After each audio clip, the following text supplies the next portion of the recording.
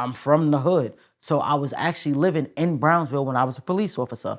I was living up the hill, Brownsville, on Park Place in Saratoga, just to give you that area, right? I'm familiar. My aunt was living downstairs, or whatever the case may be. She had surgery. Yeah, she had surgery. She was in a hospital. I never went to go see her. But I used to be downstairs in her house. She used to be doing my laundry, things like that. So now she's like, how you ain't never come see me when I was in the hospital? But when she had the surgery, they cut her colon. And in the process of that, she wasn't feeling good. So they had to rush her back to the hospital. So after that, I'm like, let me go see her. I'm coming in the building. I go straight to her house. I'm talking to her. I'm going to see her, like, make sure she all right. See, okay, she just laying in the bed, whatever. We talking. Next thing you know is her husband come in the house. He comes in the house or whatever. I say what up to him, but I'm talking to her. Next thing you know is a loud thump. Pow! They raid her crib. So now they raid her apartment with me in it. I mean, I was scared to death. It was like a movie. It was like SWAT. They got they vest up, big guns. They raised the crib. I'm scared to death. I got my hands up. I'm like, yo, don't shoot. Do you identify yourself Yeah, as tell an myself. officer? I said, listen, don't shoot, but I'm a police officer. I ain't even wave my hand. I was like this with my, like, yo, my badge and ID is in this back pocket. So they take my badge and ID. Oh, what you doing here? Oh, I came to see my aunt, or whatever the case may be. So in the process of all that, they raid the apartment. They take the husband. They looking for all these big drugs or whatever. They never find it. Whatever they was looking for, allegedly, he had some stuff in his butt, but I wasn't in his butt, so I wouldn't know. But whatever they came for there, what they was looking in the house, was not there. So from there, they take me to the precinct and all that. I'm automatically suspended. They don't ask me what Because you were happened. in the home. Because to them, I was in a drug-prone location, which was my aunt's house. Mind you, I lived in the same building upstairs on the 4th floor. They seen my ID, they seen everything. So I'm automatically suspended. 30 days, no pay. But before that, when they take me, they got to take my hair, they cut my hair, make sure no drugs or nothing in my system, all that. So I got to go all through the ringer. They do all that, and then they suspend me. Okay. So EEO can't step in, the union can't step in to advocate for you. All right, at so my that time? union did come. But let me just tell you about the union. The union rep that came for me, she was good. She was there for me. But remember, it's who you like.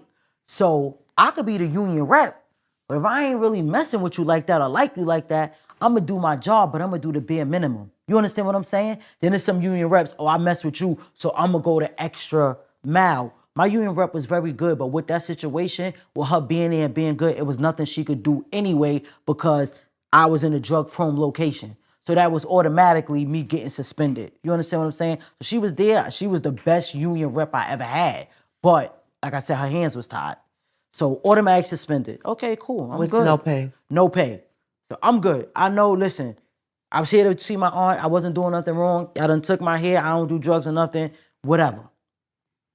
Leave it. So from there, after I was suspended for the 30 days with no pay, I came back and I was modified, meaning I was working with the court. So you don't have your gun, you don't have nothing. So I was just basically paperwork and stuff like that.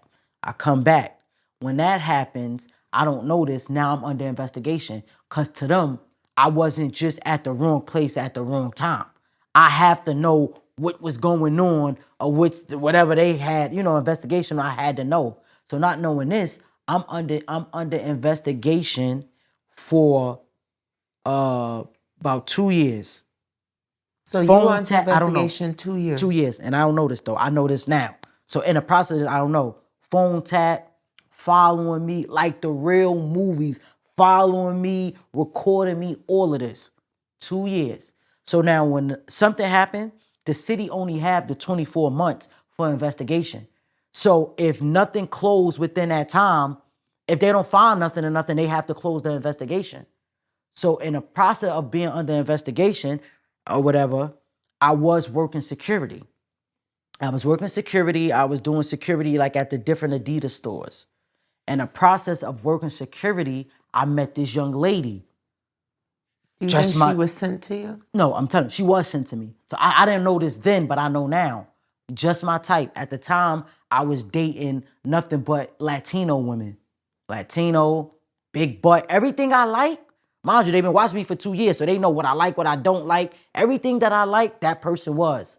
So I'm doing security. She come and talk to me. I think she asked me to help her.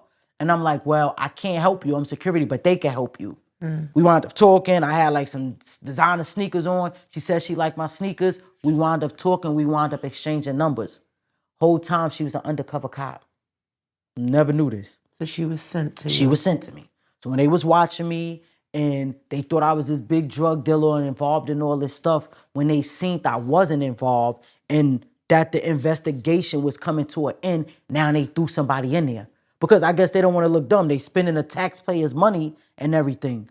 So my thing is, anybody in the world, if I'm following you for 2 years, whatever you doing, I'm gonna know. Cause I remember you don't know I'm following you. So if you whatever you doing, I'm taking pictures, I'm videoing you. It was times that the police was even in clubs and stuff that I was in watching me. So my thing is, if I'm following you for 2 years, I know everything you doing. So now it's coming to an end. I'm really not doing anything that they think I was doing. They can't go with that. They can't just, well, you know what? Wrong place, wrong time. She was out on house. Everything is good. In your aunt's house, but you live in the building. Yeah. On the 4th floor. And they know this. But anyway, so now I meet the girl. We start rapping and all this and all that. Which, not for nothing, I could be honest, I shouldn't even spoke to her. Like, I had a girlfriend, but at that time, me and my girlfriend was going through it.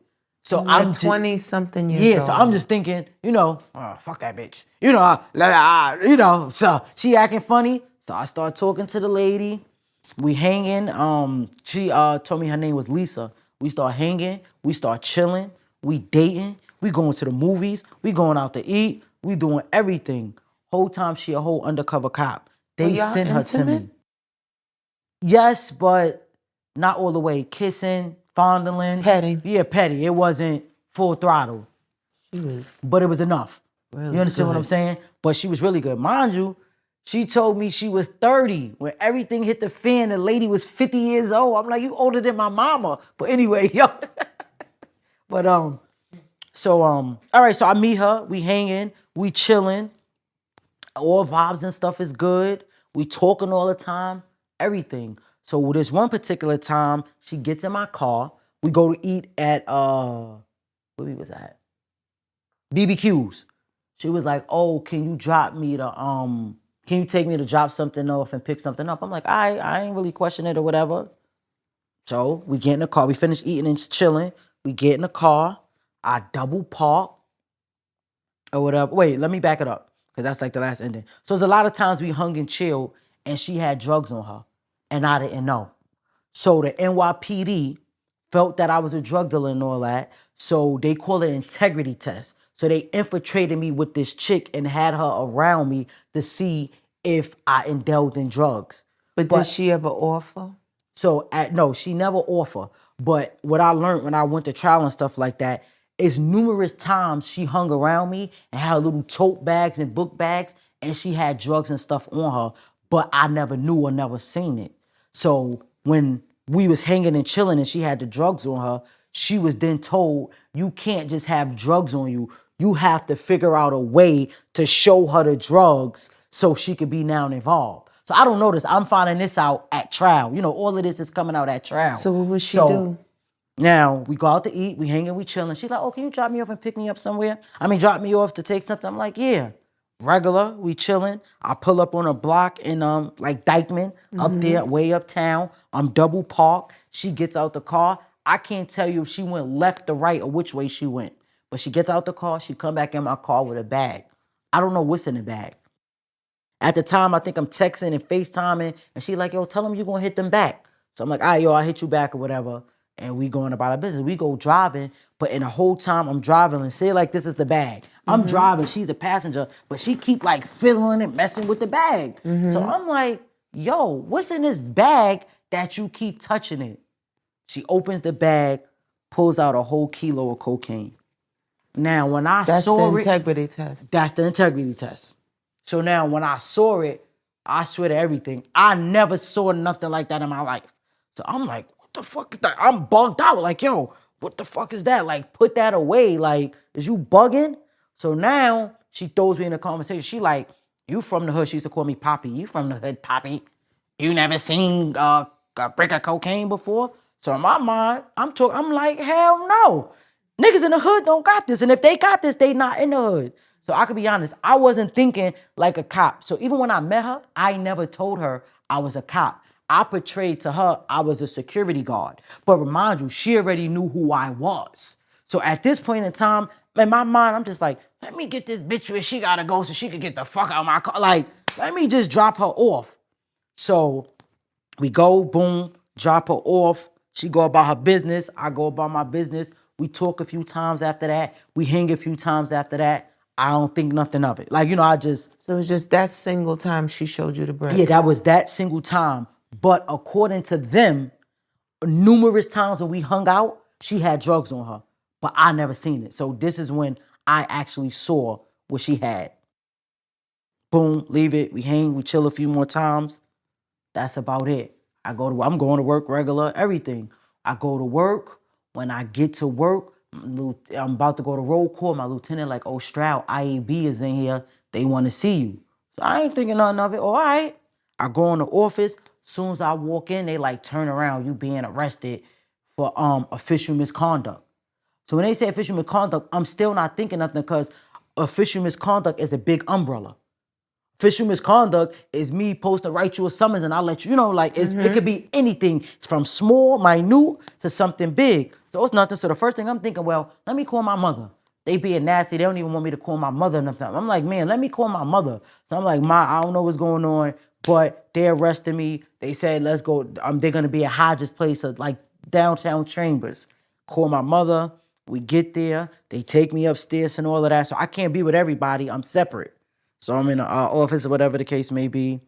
They go to fingerprint me and all that. And the process of them fingerprinting me, I actually was fingerprinting myself because I knew how to do it. But the you're cop was not standing there. thinking this is going to turn into what is going to a turn trial with the Supreme Court. I'm not thinking none of that. Because, again, misconduct. Yes. Could be They anything. just said official misconduct. It could be anything. So I'm thinking, all right, probably I get in trouble, whatever. As I'm fingerprinting myself, and we get finished, the sergeant gonna say, because a cop can't arrest a cop. So if you arrest an officer, it gotta be a sergeant of above. So the sergeant gonna come and say, oh yeah, and you being charged with criminal possession of a controlled substance. I went crazy. I jumped up like, what? On my person? On me? So I lost it for a little bit. But then I realized where I was at. So I said, oh, okay, well, let me call my lawyer. Let me call my family. So I'm telling my mother, I'm like, Ma, we had a family lawyer. Let's call our lawyer. At the time, my family lawyer was in trial, so I couldn't even get him. But it just blew my mind because I'm like, what? Me, on my person? And like the way he told me to charge, it was like, the way his face was, the way he was, it was like a smirk, like, yeah, like he knew it was some bullshit. You know what I mean? When he said that, did Lisa pop in your head? Not at that time. So after I start spazzing, then that situation pops in my head. Like, oh man, like